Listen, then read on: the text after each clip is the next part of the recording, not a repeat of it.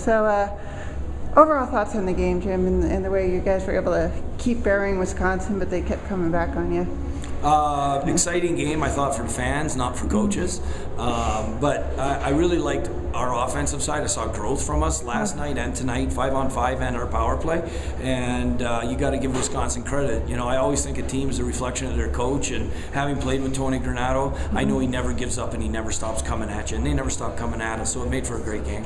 That 5-minute major, it seemed like they were able to really get you on your heels for most of it. You know, talk about the penalty kill and the struggles you had during that 5-minute major. Yeah, they did a couple of things that we hadn't seen before, so I think our players were, instead of being on our toes, we were on our heels, and it gave them a lot of good looks. And give them credit, they're very good at moving the puck around.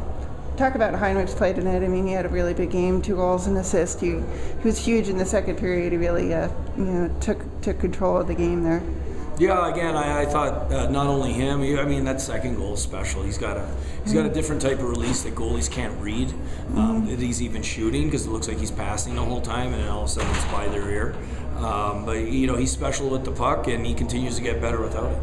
Michael Davies, that 4th goal, it seemed like he got a little bit of redemption for the own goal in the first period. Talk about what that meant for that young player. But he's a great young man. Michael Davies is really tough mentally, and he always thinks he can overcome anything. And I don't even think it fazed him that puck goal went in, and then he got rewarded with the goal, because I thought this was his best offensive game this year. Yeah. Talk about responding after last night's game. I mean, obviously it was a long game, went to overtime, against Air Force down in the spring. So were you guys tired at all mentally, or It sure looked like it in the last 30 minutes. It did. We made mistakes with the puck. We didn't go through bodies in the beginning of the third period, which got them some momentum and got them the power play.